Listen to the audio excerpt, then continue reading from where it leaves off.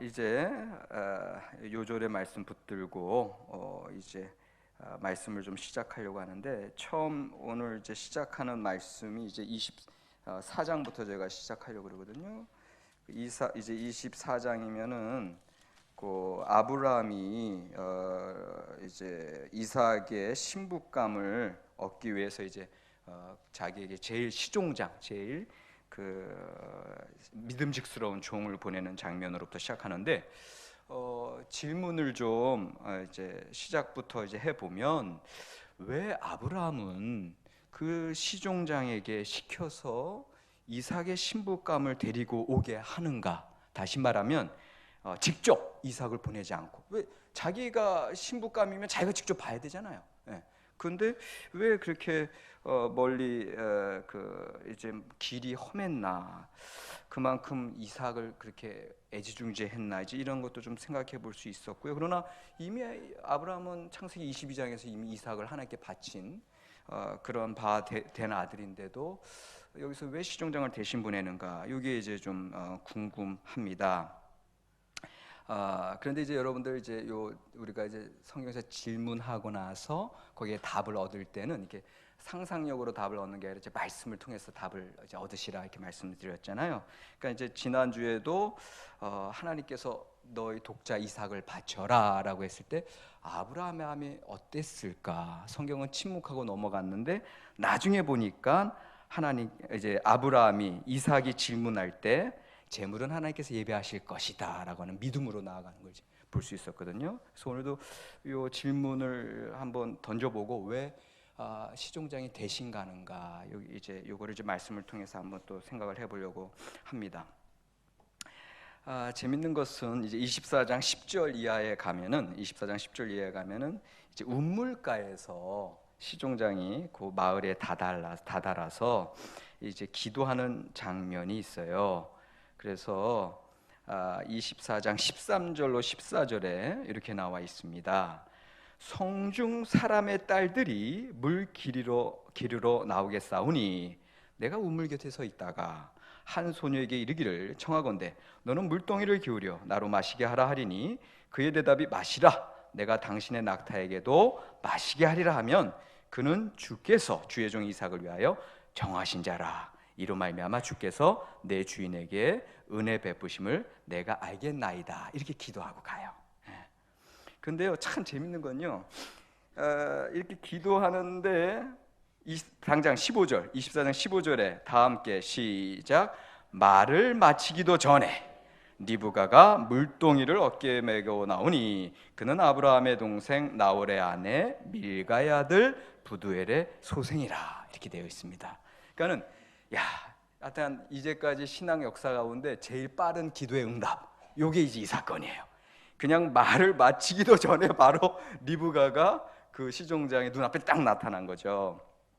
그런데 참 이 기도의 응답, 이게 하나님, 이게 우리 사람들은 항상 이런 걸 원하잖아요. 내가 기도하고 내가 바라는 바가 항상 응답되고 빨리 이루어지길 바라잖아요.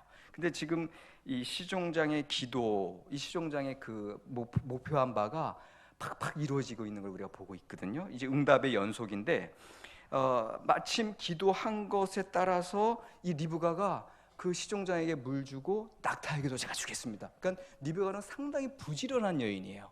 그래서 아주 바삐 움직이면서 그 많은 낙타떼들 다 물을 주는 걸 보고, 이게 이삭이 정하신 짝을 바로 그 자리에서 증명이 되는 장면이 나오고요.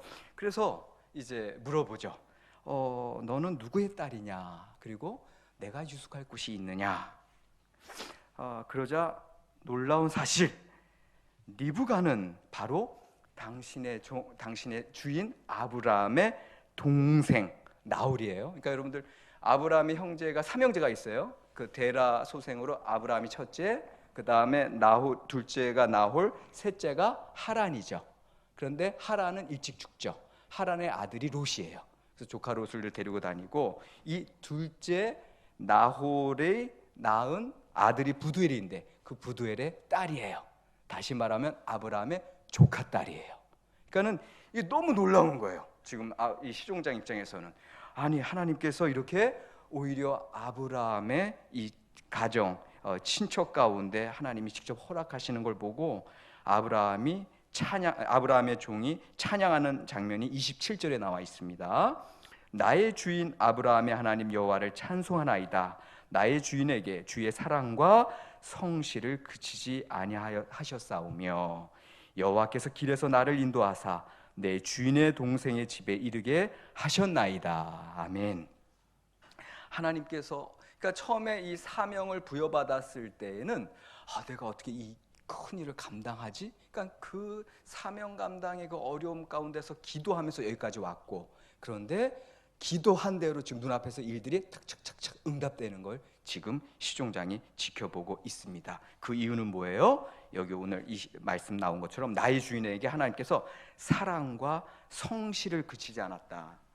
사랑과 성실, 지난번에 말씀드린 대로 여기서 사랑은 헤세드입니다. 히브리어로 헤세드. 그리고 성실은 에메트입니다. 헤세드는 약속에 충실하신 하나님이라고 말씀드렸고요. 에메트는 성실뿐만 아니라 진리의 의미가 있습니다. 진리, 진실. 그러니까는 하나님 앞에 약속받은 자들에게 허락하시는 하나님의 은혜가 이 헤세드의 사랑과 에메트의 진리인 줄로 믿습니다. 지금 왜 이 시종장이 기도한 대로 응답이 착착착 이루어지고 있느냐? 왜? 바쁜 분은 하나님이세요. 왜? 이삭의 신부감을 구한다는 건 곧 아브라함이 허락하신 하나님의 자손의 약속에 대한 중대한 작업이거든요. 이것들이 이루어져야 되는데 오히려 시종장은 본인이 걱정하고 있지만 오히려 이 사명이 완수되기까지 쉬지 아니하시는 분은 하나님이신 줄로 믿습니다. 그러니까 하나님께서 그렇게 다 알아서 지금 해주고 있는 장면을 우리가 목격하고 이 가운데 헤세드의 하나님 그리고 에메트의 하나님을 우리가 보고 계십니다. 이 약속을 받은 하나님의 사람들의 특징이 오늘 24장 21절에 나와요. 24장 21절에 아까 이제 리브가를 지켜보면서 나오는 장면인데 24장 21절 시작. 그 사람이 그를 묵묵히 주목하여 여호와께서 과연 평탄한 길을 주신 여부를 알고자 하더니. 아멘. 하나님의 약속의 자녀들에게는 평탄한 길이 주어지는 줄로 믿습니다. 그 평탄한 길, 히즐리아흐 다르코라고 하는 단어인데요. 이 평탄한 길이 나중에 48절에는 또 어떤 길로 나오냐면 바른 길로 나와요. 그러니까는 우리 하나님의 사람들이 항상 평탄한 길, 만사 형통하는 삶을 원하잖아요. 근데 그러한 삶이 누구에게 주어진다? 하나님의 약속을 받은 자들에게 주어지는 줄로 믿습니다. 그리고 그 평탄한 길은 곧 하나님의 뜻이 이루어지는 길이고 우리 사람들의 역사는 하나님의 예언, 말씀이 이루어지는 과정이라고 했습니다. 사람들의 역사는. 그러니까 하나님의 역사가 이루어지는 그 평탄한 길이 곧 바른 길, 진리의 길인 줄로 믿습니다.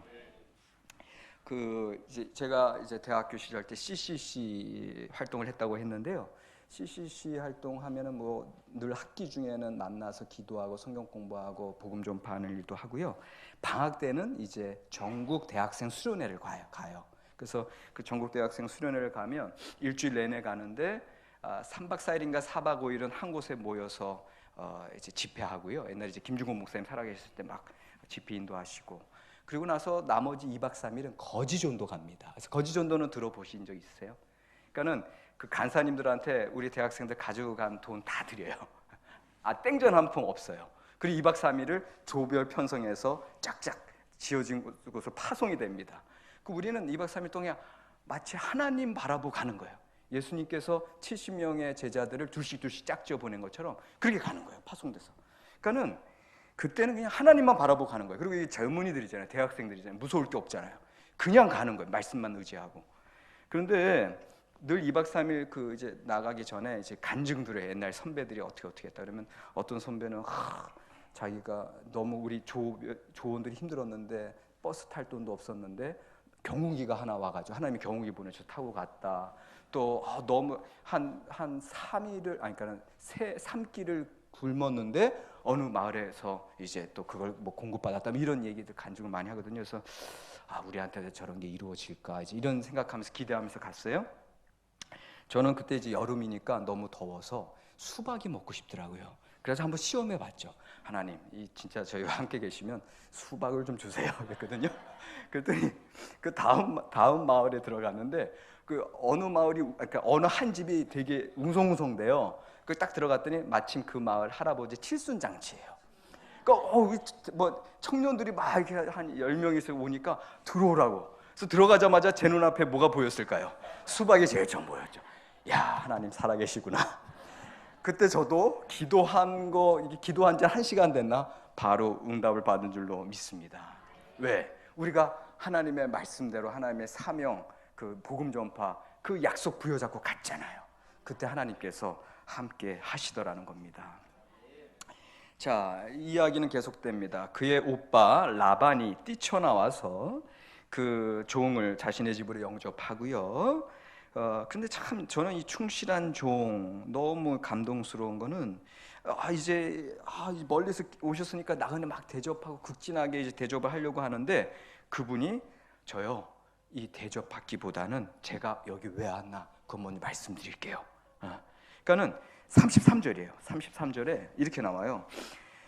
그 앞에 그 종의 앞에 식물을 베푸고 이제 잔치를 베풀려고 했는데 그 사람이 가로되 내가 내 일을 진술하기 전에는 먹지 아니하겠나이다. 그러니까 그 종은요 자기가 사명 감당할 거기에 쫙 포커스 집중하고 있어요. 자기가 뭐 높임 받고 자기가 대접받고 이런 거 관심 없어요.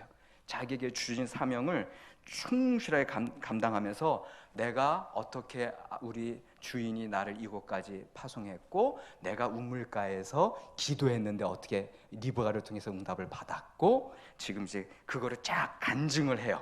그러면서 이제 이 리브가는 하나님께서 허락하신 신부감이라는 걸 딱 얘기를 해요. 근데 참 이제 이 상황에서 이제 참 재밌는 장면이 나와요. 리브가는요, 여러분들 당시에는 고대 근동 사회, 유목민 사회, 여성과 자식들은 물건 취급당하는 사회예요. 가부장 사회니까 가부장 사회. 그러니까 그렇게 욕을 하니까 라반은 오빠죠, 리브가의 오빠. 그다음에 부두엘 그 리브가의 아버지가 그냥 일방적으로 결정해 버려요. 50절 후반절과 51절을 보시면.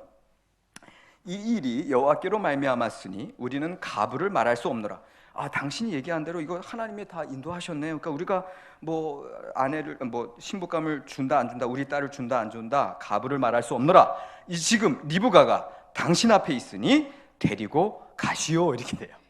그러니까 완전히 리브가에게 물어봐야 안 물어봐요.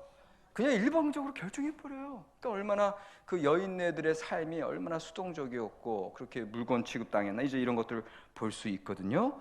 그런데요, 그러니까 리브가 입장에서 황당한 상황인데 다시 말하면 내 신랑감이 누군지도 모르고 깜깜이 결혼하는 거예요. 옛날 우리나라 옛날 할머니들 때처럼 옛날 그 시절 조선 시대처럼. 그런데요, 리브가는요 이걸로 끝나지 않아요. 그렇게 물건 취급당하고 수동적이고 일방적인 그런 상황에서 오히려 리브가는 자기의 목소리를 내는 장면이 펼쳐집니다. 바로 다음 날 충성된 종은 바로 떠나요. 이제 자기 사명 감당하겠다. 이제 빨리 돌아가려고. 거기서 뭐 오래 즐기고 막 그러지 않아요. 목표에 충실해요. 그때 당황한 라반과 그의 어머니가 리브가의 어머니가 며칠 더 있다가 떠나시죠.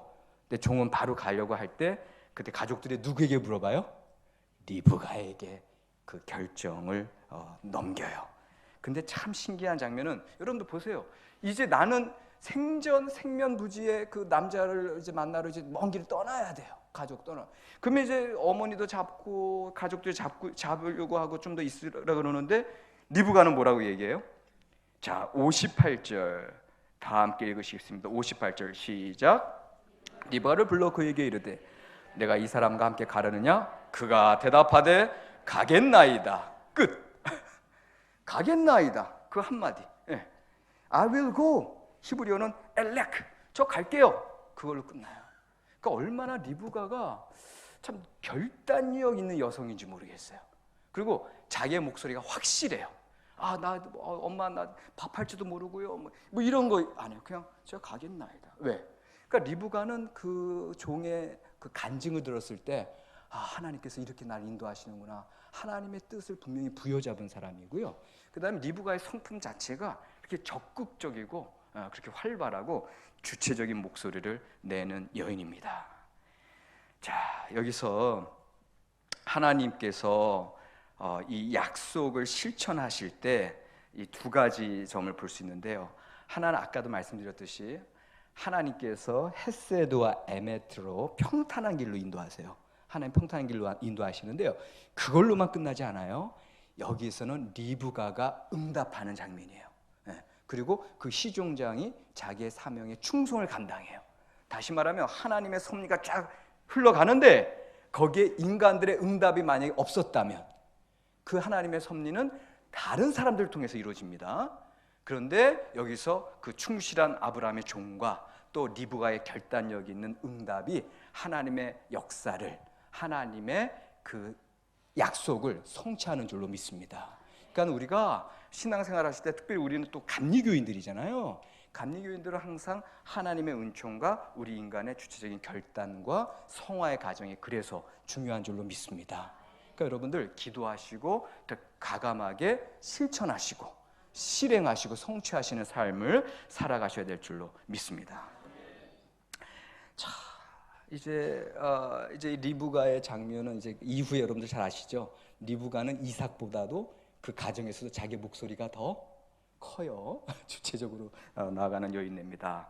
근데 이게 참 재밌는 건 이삭과 리브가의 첫 만나는 장면도 보세요. 거기 보시면 이제 24장 63절, 63, 64, 65절에 쫙 펼쳐져 있는데 이제 거의 다 달았어요. 다 돌아왔는데 이삭이 광야에 있다가 눈을 들어서 보니까 저기 이제 낙타들이 이제 오고 있어요. 근데 이제 이삭의 눈에는 그냥 그 낙타들만 봤어요. 근데 오히려 이삭을 먼저 본 사람은 누구다? 리브가가 눈을 들어 이삭을 바라보고 딱 돼 있어요. 그래서 종에게 또 아주 행동도 빨라. 딱 낙타에서 내려가지고 야, 저분이 누구세요? 저분이 이삭입니다. 그러니까 항상 주도권은 누구에게 있다? 리브가에게 있어요. 그러니까는 이삭의 삶이 그만큼 좀 소극적인 모습이 있는 반면 리브가는 그렇게 적극적인 모습을 보게 되고요. 그래서 66절, 67절에서 보면 종이 그 행한 일을 다 이삭에게 알림해 이삭이 리브가를 인도하여 그의 어머니 사라의 장막으로 드리고 그를 맞이하여 아내로 삼고 사랑하였으니 이삭이 그의 어머니를 장례한 후에 위로를 얻었더라. 아멘. 23장에서 그 라헬이 돌아가셨잖아요. 그러고 나서 24장 바로 이제 아내를 얻음으로 이제 위로받는 장면이 나타나고 있습니다. 제가 계속 말씀드렸지만 참 이 말씀 가운데는 참 그 종이 상당히 인상적이고요. 그 충성된 종의 임무를 완성하는데 제가 볼 때는 한 세 가지로 임무를 완성하죠. 첫 번째는 기도로 시작해서 간증으로 종교를 합니다. 기도로 시작해서 간증으로 그의 사명을 완수하고요. 두 번째는 지체치 않고 사명에만 집중합니다. 지체하지 않고 그 사명에만 아주 포커스 맞춰서 가고요. 세 번째는 하나님의 약속 성취에 큰 역사에 공헌하는 유용한 쓰임받는 수단이 된 줄로 믿습니다. 그 충성된 종이 아니었으면 그 아브라함, 이삭, 야곱으로 이어지는 그 하나님의 큰 약속의 그 맥락에 그걸 연결고리한 사람이 바로 이 시종장이거든요. 그러니까 얼마나 복된 일인 줄 모릅니다. 그 이제 자신의 사명의 임무 완수하는 장면은 나중에 이제 예언서에 가면요, 예언자들 특별히 엘리야, 엘리사 시대 때 이분들에게 이제 엘리야나 엘리사가 너 뭐해? 어디 누구 가서 기름 부어? 하면 그분들은 그것만 합니다. 그러니까 사명에만 오로지 집중해서 다른 여타의 것들이 끼어들지 못하게 해서 순전한 하나님의 역사를 이루는 걸 볼 수 있거든요. 그러니까 이런 장면이 저희 이제 호소대학교 우리 그 기독교 학과는 이제 우리 농촌전도를 가요. 그래서 우리 허수석 전도사님도 농촌전도 여러 번 갔다 왔는데 겨울 방학 때, 여름 방학 때 이제 그 교수 한 명이 전도대장이 돼가지고 아이들 한 15에서 20명이 이제 각 마을에 흩어져요. 그럼 그 농촌 마을은 뭐 할아버지 할머니들밖에 안 계시잖아요. 하지만 거기 그 거점 중심이 되는 이제 그 교회에 가서 그런 분들 모시고 또 평소에 그 성도님들이 전도하고 싶었던 분들 이제 전도할 수 있게끔 하고 저희가 미용 봉사하고 또 이제 침술 봉사 같은 거 하고 이제 돋보기 봉사하고 그러거든요. 그래서 일주일 동안 또 저녁에 계속 집회하고. 근데 그 우리 선배 교수님들 때부터 그런 것들을 해오셨는데 선배 교수님들이 항상 하시는 말씀이 있어요. 여러분들 가시면 만약에 그 교회 이제 이웃 마을에 또 우리 학교는 또 연합신학 전문대학원이 있어서 석사 박사 과정에 오시는 목사님들이 계시거든요. 그러면 제자 목사님들이 계신 교회도 주변에 있어요. 예. 그러니까는 그러면 그 목사님들 괜히 연락해서 만나지 말아라 그래요. 그래서 그게 무슨 소린가 했더니 아닌 게 아니라 제가 어느 예산 쪽으로 이제 전도를 갔더니 어떻게 알고 연락이 와요. 제자 목사님이. 그러면서 교수님 어디 오셨다며요? 식사도 같이 좀 하시고 그렇게 연락이 와요. 그러면 식사하러 가잖아요. 그러면은 제자 목사님이 식사를 극진히 대접하고 뭐 선물도 주시고 막 그래요. 그러면 제가 농촌 전도관 중심 그 어떤 사명보다는 그분들 만나서 교제하는 거 거기에 더 신경을 쓰겠더라고요. 그래가지고 선배 교수님들이 뭘 얘기하시는지 그때 알았어요. 그래서 그 다음부터는 다 끊고 절대 연락하지 마십시오. 오히려 오시려면 저녁 집회 강사로 오시고 우리 애들 간식이나 사갖고 오십시오. 그렇게 이제 바뀌더라고요. 그러니까는 우리가 하나님의 일을 할 때는 항상 뭐 인간적으로 만날 수도 있고 다른 일들도 있을 수 있지만 우리에게 중심적인 그 본질적인 사명에 충실하시기를 바랍니다. 자, 여기서 한 가지 제가 이제 우리 또 구약 성경의 문학적인 특징을 하나 이제 말씀드리려고 하는데 구약 성경은요 전형 장면이라는 게 있어요.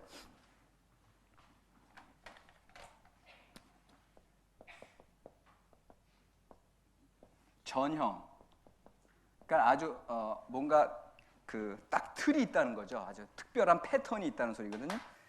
예를 들면 여러분들 그 하나님께서 누구를 이제 콜링하실 때, 소명을 주실 때, 부르실 때, 그에게 사명을 부여할 때 모세가 불타는 떨기나무에서 하나님의 부름받고 기드온이 오브라의 타작마당에서 또 부름받고 예레미야 같은 예언자가 부름받을 때 그럴 때 보면은 항상 그 부름받은 그 소명자들이 처음에는 제가 바로 하겠습니다 얘기해요. 이사야 같은 경우가 주여 제가 여기 있나 나를 보내소서 이사야 6장에서 바로 했지만 대부분의 경우는 어떻게 해요? 모세 같은 경우도 제가 어떻게 바로에게 갈 수 있겠습니까? 그다음에 기드온 같은 경우는 저는 므낫세 지파 중에 가장 작은 자니이다. 예레미야는 저는 아이라 말할 수 없다. 이렇게 그러니까 주저함, 망설임이 있죠. 이런 것들이 하나의 전형 장면이에요. 그러니까 하나님의 소명을 감당할 때 그런 어려움도 얘기하고 그러나 그럼에도 불구하고 하나님께서 사명을 부여하시고 네가 어떤 일을 할 수 있다. 그리고 내가 너와 함께하리라. 그렇게 하셔가지고 딱 파송하시죠. 이런 전형 장면이 있는 것처럼 오늘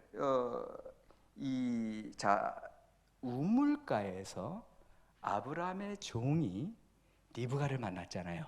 그런데 우물가에서 장차 결혼하는 약혼녀를 만나는 장면이 떠오르지 않으세요? 구약 성경에서 야곱이 라헬을 도망가다가 에서 때문에 에서 형 피해서 라반의 그 또 삼촌 집에 왔다가 우물가에서 누굴 만나요? 라헬을 만났죠. 그다음 모세가 미디안 강에 헤매다가 이제 그 지역에 들어가서 우물가에서 누굴 만나요? 십보라와 그의 자매들을 만나요. 이게 약혼에 대한 정혼 장면의 전형 장면이에요.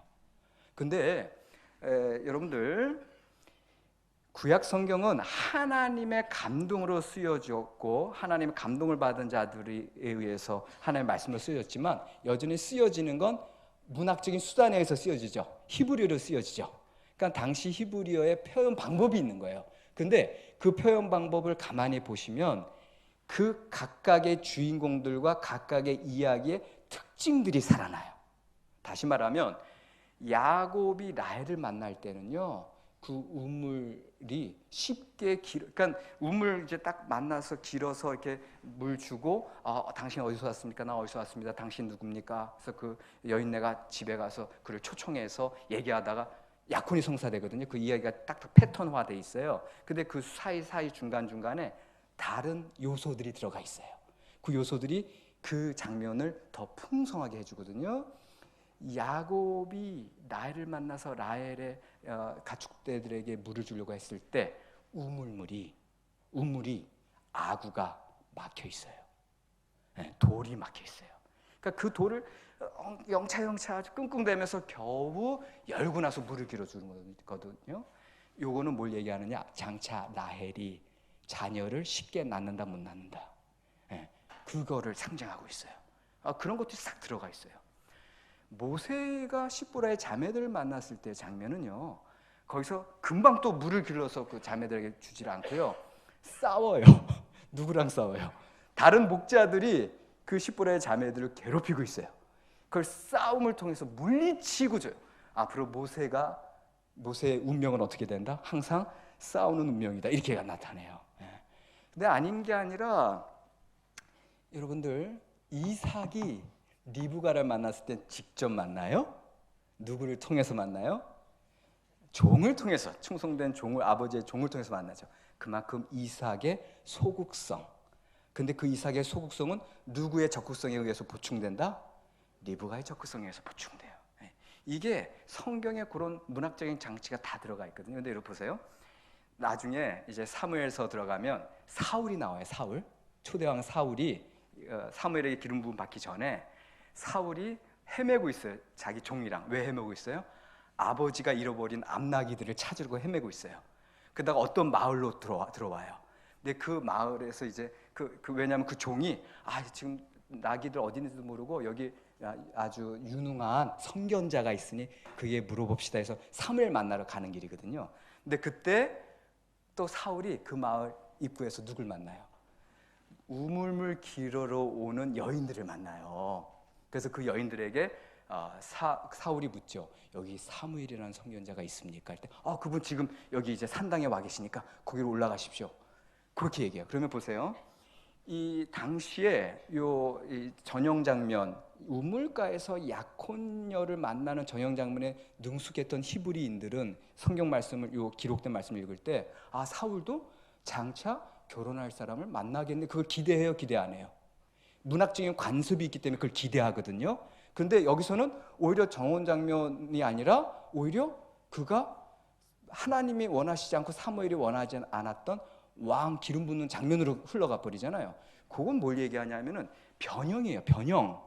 그러니까 원래 친숙한 문학적인 장면에서는 약혼자를 만나는 장면이었는데 여기서는 오히려 다른 장면이 나오면서 앞으로 장차 사울이 이 왕위 계승 자체가 원칙적으로 이루어지지 않을 것이다, 그의 왕의 통치가 어려울 것이다 라는 걸 이미 내포하고 있어요. 그러니까 참 여러분들, 하나님의 말씀은요 오히려 당시의 그 히브리 문학적인 기술을 통해서도 우리가 알지 못하는 하나님의 계시성이 담겨 있는 줄로 믿습니다. 당시의 최고의 문학적인 표현 방법으로 그렇게 하나님의 뜻을 드러내고 계신 줄로 믿습니다.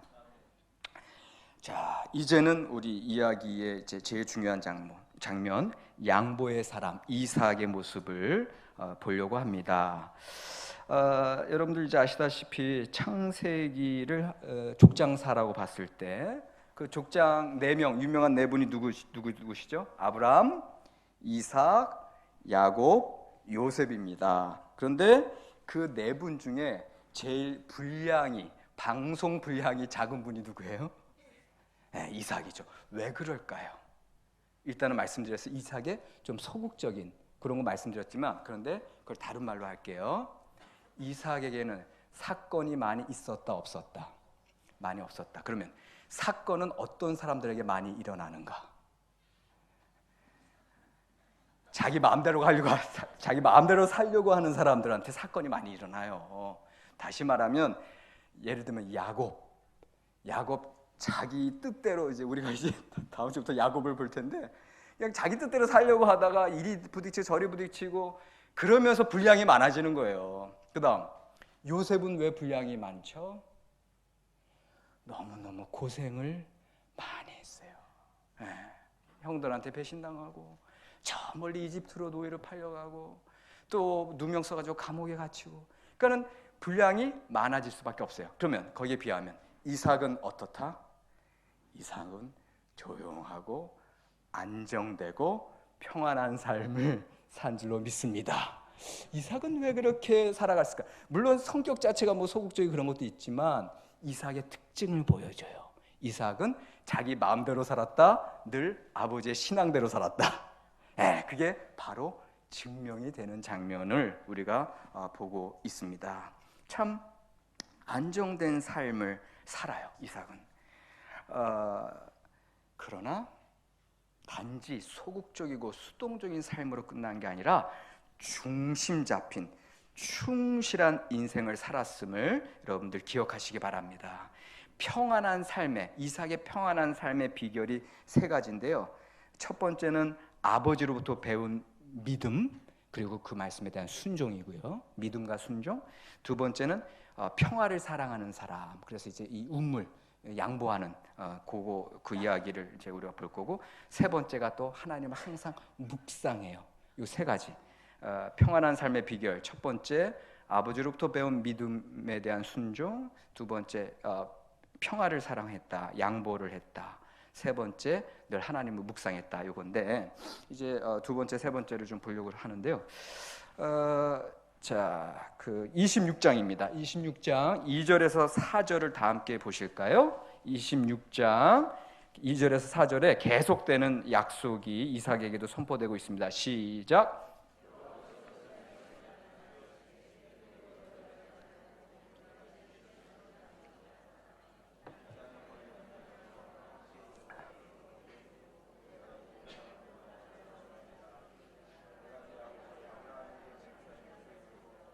내 자손을 하늘의 별과 같이 번성하게 하며 이 모든 땅을 내 자손에게 주리니 내 자손으로 말미암아 천하 만민이 복을 받으리라. 아멘.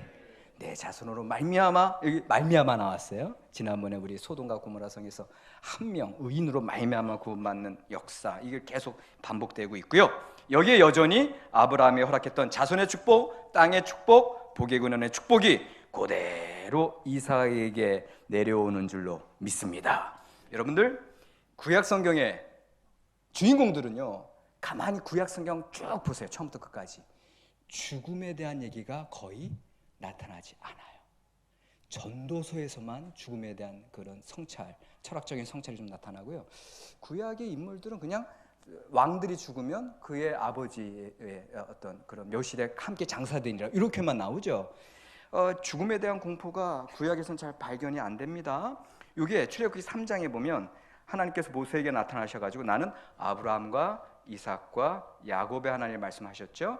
이게 나중에 예수님께서도 말씀하세요. 하나님의 사람들은요 죽지 않아요. 여전히 살아 있어요. 하나님의 약속이 계속되는 한 그 약속의 후손들을 통해서 여전히 살아 있는 줄로 믿으시기 바랍니다. 그 약속이 계속될 뿐만 아니라 그 아버지에게 일어났던 일들이 계속 자손들에게도 계속 일어나요. 그래서 제가 우리 기독교 학과 친구들한테 이런 말 하면 애들이 막 산만하다고 딱 집중해서 수업을 잘 듣는 게 뭐냐면, 야, 너희들 지금 이 수업 듣는 이 모습 그대로 앞으로 네 자식들이 이렇게 지내, 이렇게 얘기해요. 똑같이 지낼 거다 이렇게 얘기하면 깜짝 놀라가지고. 근데 그게 맞아요, 안 맞아요? 여러분들 쭉 인생 많이 사신 우리 어르신들, 그게 맞아요, 안 맞아요? 나에게 나타났던 모습 자손들에게 여전히 똑같이 나타나요. 그거 생각하면 내가 지금 정신 차리고 열심히 안 살 수가 없어요. 근데 아닌 게 아니라 아브라함에게 일어났던 일들이 계속 이삭에게 일어나죠.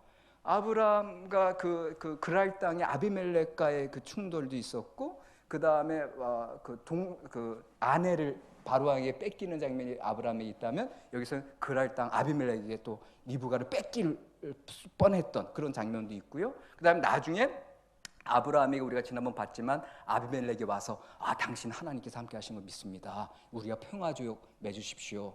그거 얘기한 것대로 오늘도 보면 이삭에게도 아비멜렉이 와서 이렇게 평화조약을 아주 더 친밀하게 맺는 장면 보이거든요. 그러니까 계속 반복돼요. 그러니까 이거 보면은 참 그 이삭은 아버지의 하나님을 나의 하나님으로 받은 줄로 믿습니다. 아버지의 신앙을 나의 신앙으로, 그리고 아버지의 삶을 나의 삶으로 받아들였어요. 왜? 이삭은 순종의 아들이었기 때문에. 그러니까 여러분들, 우리 목사님들, 저도 이제 아버지가 목사님이시죠. 목사님 자제들 보면은 도 아니면 모입니다. 모 아니면 도예요.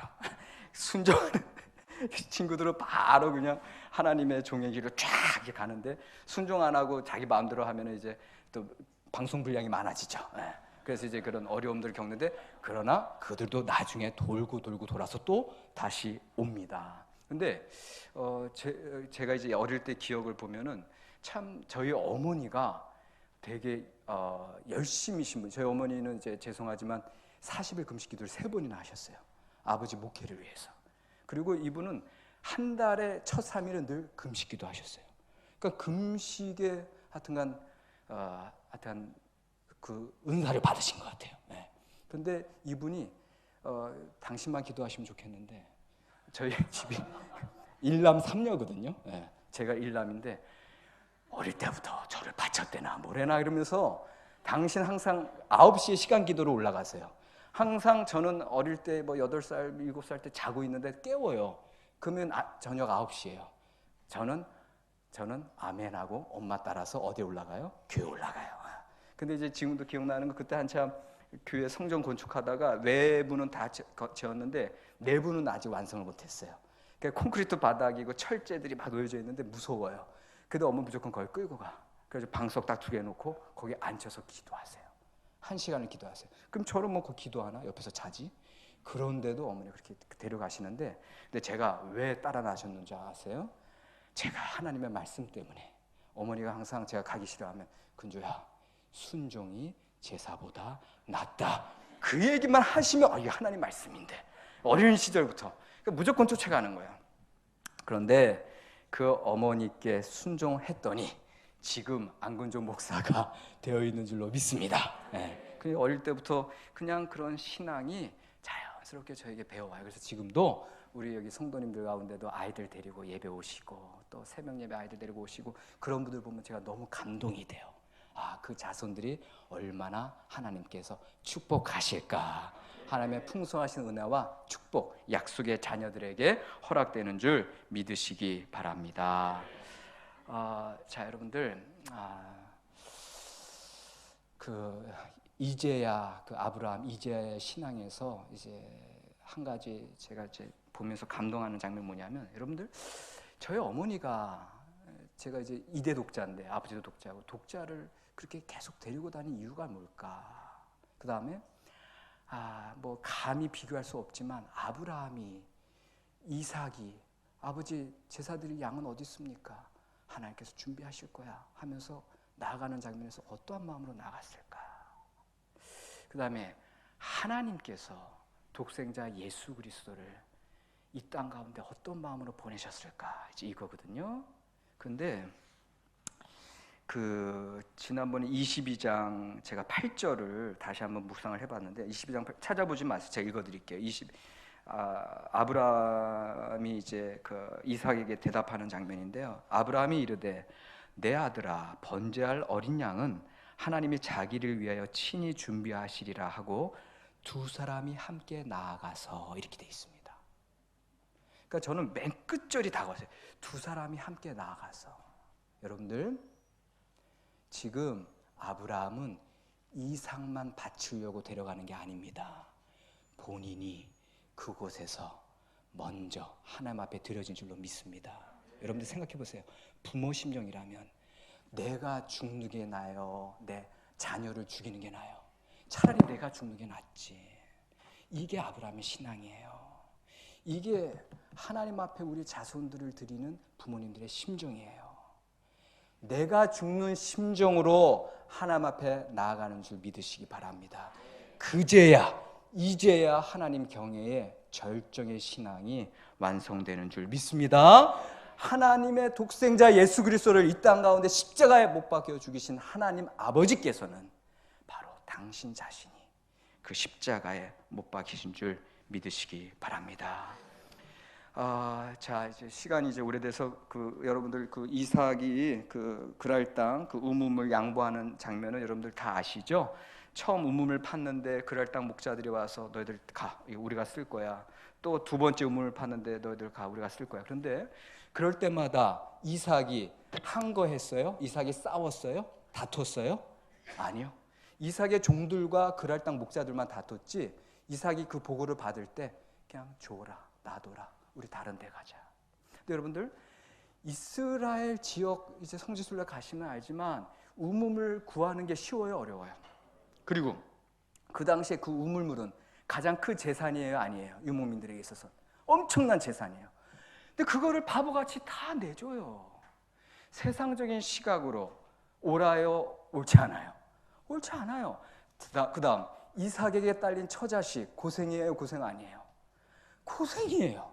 가장이 바보 같으면 소극적이면 수동적, 더나 리브가가 얼마나 적극적이에요. 그러면 리브가는 우라통이 터져요, 안 터져요? 그런데도 이삭은 그냥 놔둬라 하고 계속 봐요. 새로운. 자, 이삭이 싸움을 못했나? 그 정도로 소극적인가? 남자답지 못한가? 그런데 말씀을 묵상하다 보니까 이삭은 순종의 사람이었어요. 이삭은 양보의 사람이었어요. 이삭은요, 자기가 어린 시절에 하나님 앞에 아브라함이 자기를 제사로 제물로 바치려고 했을 그때의 그 트라우마를 통과한 사람이에요. 어떻게 그 트라우마를 통과했을까? 이삭은 오직 하나님 앞에 집중했던 사람인 줄로 믿습니다. 그러니까 단지 아브라함이 신앙교육 잘 받은 것뿐만 아니라 이삭의 성품 자체가 하나님의 약속을 있는 그대로 충실하게 받아들인 사람이에요. 그러니까 보세요. 방금 여러분들 읽으셨지만 하나님이 이삭에게 나타나서 또 그 축복을 다 하시죠. 땅의 축복, 자손의 축복, 복의 근을 축복하니까 뺏어가려면 뺏어가라. 나는 누구와 함께 계신다? 하나님이 함께 계신다. 그러니까 세상적인 시각으로 생존 경쟁 다투지 않았어요. 그들에게 그냥 양보했어요. 그리고 나는 또 판다. 파면 팔수록 더 어려웠을 거예요. 왜? 우물이 나올 만한 곳에 팔거든요. 첫 번째 쉽게 한 달 만에 나왔는데 뺏겨. 두 번째 한 석 달 만에 물 나왔는데 뺏겨. 아마 세 번째 한 5달 걸렸을 거예요. 그런데도 하나님의 약속을 바라보고 충실하게 그 우물을 파내려간 이삭의 순종의 신앙임을 믿습니다. 믿음의 사람임을 믿습니다. 그래서 하나님의 사람들은 양보하시고 하나님의 사람들은 약속 바라보시고 이 세상에 연연하는 게 아닙니다. 자, 그 다음에 이제 이것만 말씀드리고 마칠게요. 끝으로 이삭이 처음에 리브가 만나는 장면 제가 아까 잠깐 소개해드렸는데 리브가가 광야에 있었다고 얘기했어요. 근데 거기에 어떻게 나오냐면 광야에서 하나님의 몇 절이냐면 24장 63절입니다. 24장 63절로 다시 돌아가시면 24장 63절 시작. 들에 나가 묵상하다가 눈을 들어 보니 약대들이 오더라. 자, 들에 나가서 뭐 했다? 묵상하다가. 이삭의 신앙을 보는 겁니다. 이삭이 어떻게 그렇게 순종의 사람, 믿음의 사람, 바보같이 이 세상 시각으로는 말도 안 되는 그 양보, 자기의 모든 재산을 그냥 그렇게 주고 또 그렇게 손해를 보는가? 그는 광야에서 늘 하나님 앞에 기도한 자임을 믿으시기 바랍니다. 여러분들 이스라엘에게 광야가 어떤 의미인지 아시죠? 아무것도 없어요. 광야에서 하나님께서 만나로 먹여주시지 않으면 살아갈 수 없는 곳입니다. 이삭은 하나님만 바라보고 살아간 사람인 줄로 믿습니다. 광야는 미드발이라고 하는 히브리어 단어인데 미드바르인데 그 미드바르의 다바르라는 단어가 말씀이에요. 말씀. 광야에서 하나님의 말씀이 있고요. 그 광야에 서 있을 때만 진정한 하늘의 생명 양식을 받으시는 줄 믿으시기 바랍니다. 그러니까 이삭은 항상 그 광야에서 하나님의 말씀을 받고 하나님의 약속을 받은 사람이기 때문에 이 세상 사람들과는 달랐던 거예요. 이 세상의 법칙으로 산 사람이 아니에요. 생명 양식, 하늘 양식 가운데 하늘나라의 법칙으로 살아간 사람이 이삭입니다. 그렇기 때문에 트라우마는 왜 있어요? 자기에게 집중하고 인간적인 경험, 그 악몽 같은 그런 경험들을 자꾸 되뇌일 때 그게 자꾸 나를 뒤덮는 거거든요. 그래서 트라우마가 있고, 그래서 우울증이 있고, 그래서 정신분열이 있는 거거든요. 그런데 이삭은 하나님만 바라본 사람이에요. 자기 자신에게 집중하지 않았어요. 사람들에게 집중하지 않았어요. 세상의 법칙을 따르지 않았어요. 하나님을 바라보니 하나님 안에서 모든 게 합력하여 선을 이루고 평강하고 형통한 줄 믿으시기 바랍니다. 이 시간 다 함께 기도했으면 좋겠습니다.